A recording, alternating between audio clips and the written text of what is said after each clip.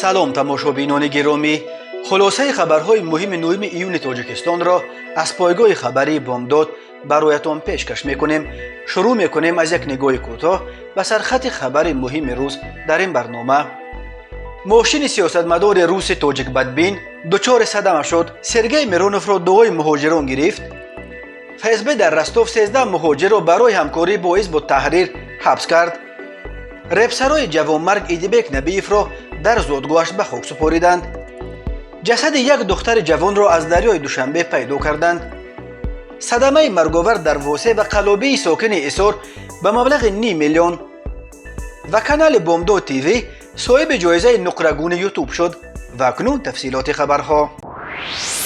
Сергей Миронов, як сиёсатмадори публitsисти рус, ки бо шеърҳои зидди муҳоҷирон ном баровардааст, эътироф кард, ки рӯзи 8 июни соли 2022 дар маркази Москав қосиди ғизорасони савораи велосипедро мошини ӯ задааст. ин эътироф баъд аз он садо дод, ки дар интернет видеое нашр шуд, ки чӣ гуна баъди садама ронандаи Миронов аз мошин баромада ба ҷои кӯмак расонидан ба қосиди ҷабридида рақамҳои мошинашро бо шитоб кушода мегирад. мошини тамғаи Хондай, ки раҳбари фраксияи рӯ ба Кремли Справедливая Россия за правду дар Думаи давлатӣ бо он ҳаракат мекард ва ба маъмурияти президенти Русия, яъне ба гаражи Кремл тааллуқ дошта, бо мигалка ва рақамҳои махсуси АМР ҳаракат мекард.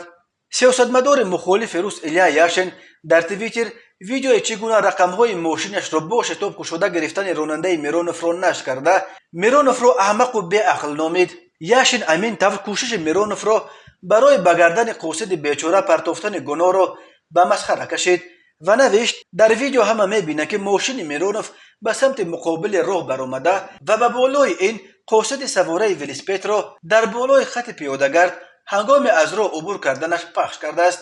Яшин ин иддаои Мироновро ҳам, ки навишт гӯё машғули кор бо ҳуҷҷатҳо буду лаҳзаи садамаро надидааст, ба боди масхара кашидааст. Миронов шоми 8 июн, чанд соат баъди садама, вақте ки видеои он дар ҳама ҷо паҳн шуд, дигар имкони пинҳон кардан вуҷуд надошт. дар Телеграм эътироф кард, ки мошине, ки дар кӯчаи Сертенка дучори садама шуд, мошини ӯ буд ва ӯ ҳангоми садама дар дохили мошин буд.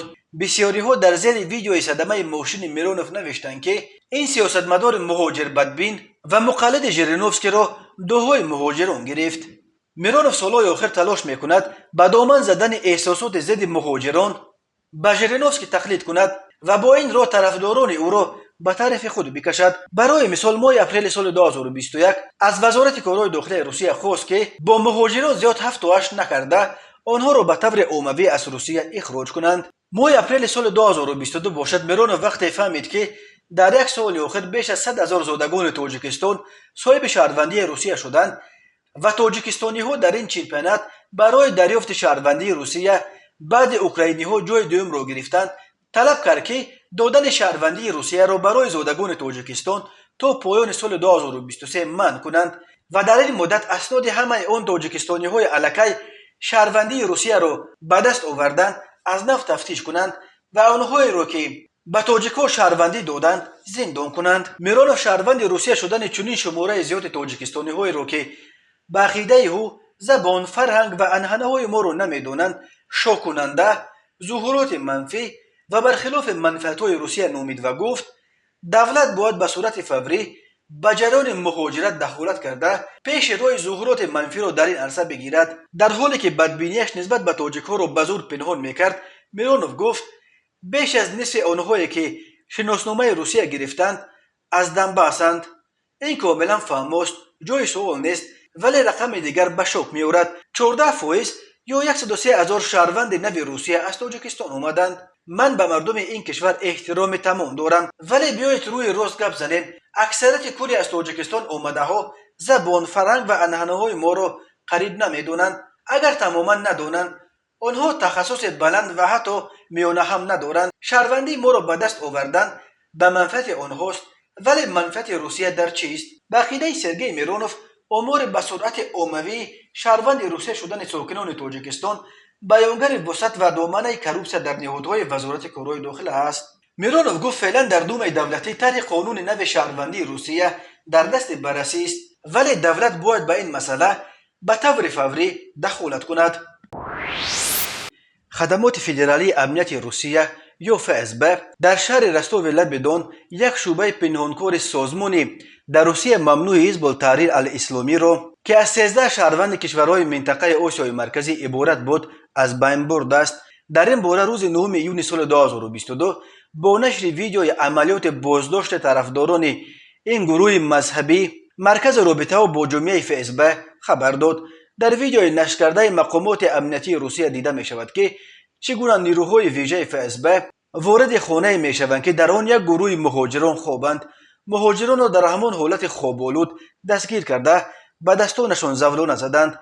از سیما و گویش دستگیر شده و برمی‌آید که آنها ظاهراً یا زادگان ازبکستانند و یا ازبک زبانها از دیگر کشورهای آسیای مرکزی. بنا به اطلاع فسب در جریان تفتیشات معلوم شد که این افراد دستگیر شده تحت رهبری نمایندگان خارجی حزب التحریر در قلمرو روسیه به طور هدفمندانه به تبلیغ عقیده‌های این مذهب ممنوع مذهبی مشغول بودند. در جریان مجلس‌های مخفی آنها ساکنان روسیه از حساب مسلمانان محلی و مهاجران کاری را به صفهای خود جلب می‌کردند. از محل زیست دستگیر شده و مواد ترغیباتی در روسیه ممنوع حزب التحریر، واسطه‌های علاقه، ناقل‌های الکترونی معلومات که برای پیشبرد فعالیت تروریستی استفاده می‌شد یافت و مصادره گردید. گفته می شود در اطلاع فسب بر ضد تشکیل کننده این شعبه پنهانکار پرونده جنایتی گشودند. خود دستگیر شده ها و یا ادوکات ها و نزدیکان آنها برای شرح قضیه دسترس نیستند. در ویدیوی نشر شده یکی از آنها اقرار می کند که 8 سال باز عضو این حزب است. فعلا معلوم نیست که آیا او این حرفا را با اختیار خود به زبان آورده است یا تحت فشار. فعالیت حزب التحریر در روسیه انو سال 2003 منع شده. در همان آغاز سال 2000 این گروه در تاجیکستان و ازبکستان نیز ممنوع کردند.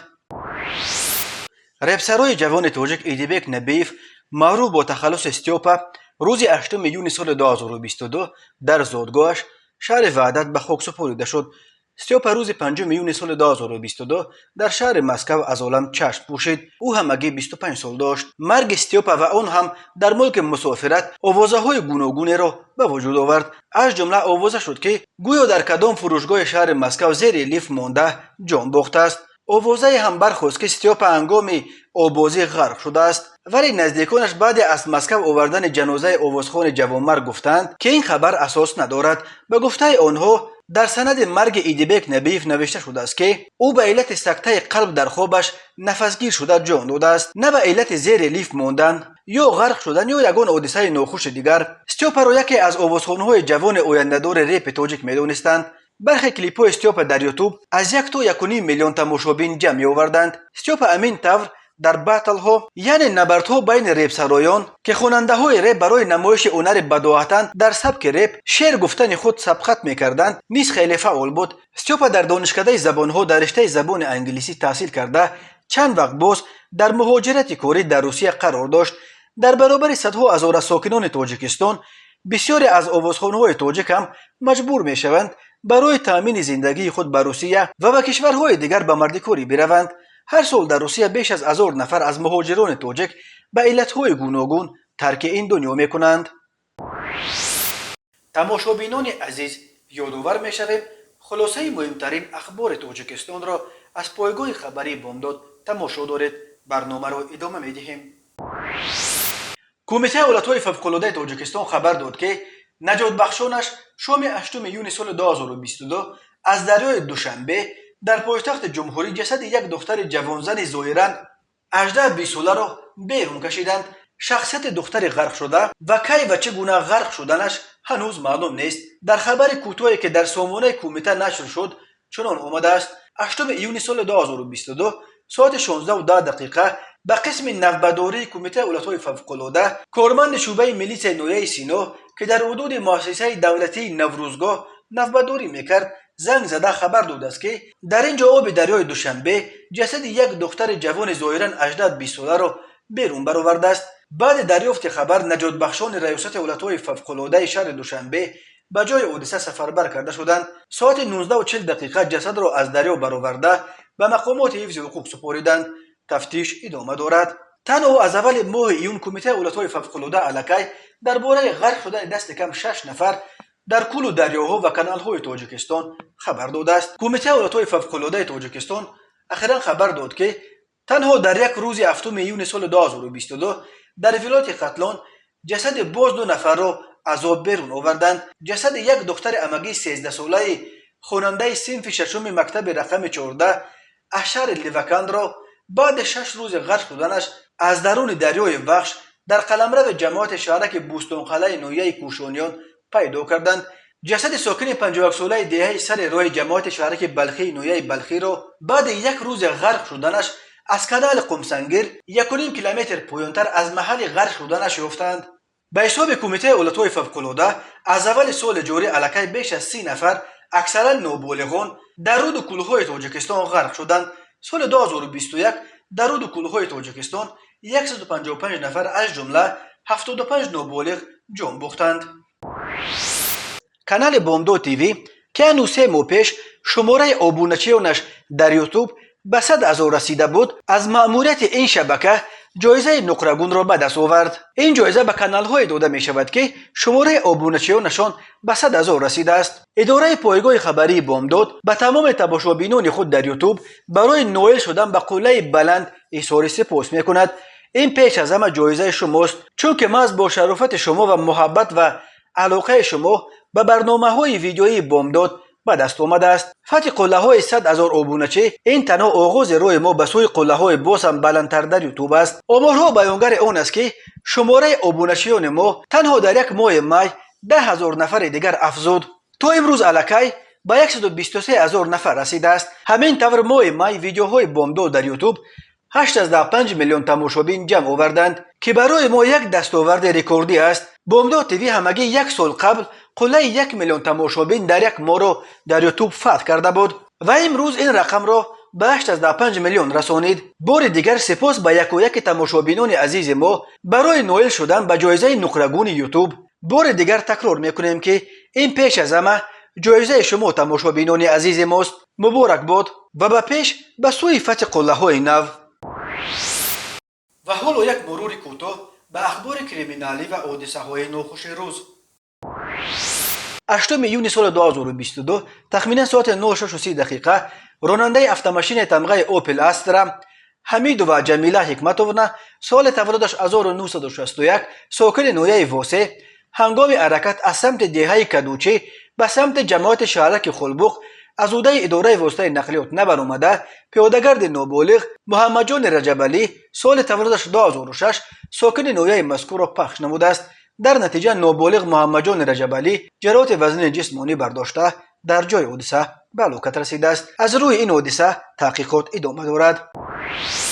ба шӯъбаи вазорати корҳои дохилияи 2 дар ноҳияи Сино бо аризаи марди 30-солаи сокини ноҳияи Рӯдакӣ муроҷиат намудааст ки 5 июни соли 2021 марди 53-солаи сокини шаҳри Исор ба боварияш даромада аз ӯ як адад автомашини тамғаи Lexus 460ро ба маблағи 368,000 сомонӣ нарх гузорӣ карда гирифта ваъда додааст ки дар муддати 10 шабона рӯз маблағашро медиҳад, аммо то ҳол барнагардонидааст. ҳамин тариқ номбурда 7 июни соли 2021 бо роҳи фиреб ба боварии марди 32-солаи сокини ноҳияи Рӯдакӣ даромада аз ӯ як адад автомашинаи Toyota ки арзишаш 140,000 сомониро ташкил медиҳад гирифта фурӯхта маблағашро ба манфиати шахсияш сарф намудааст.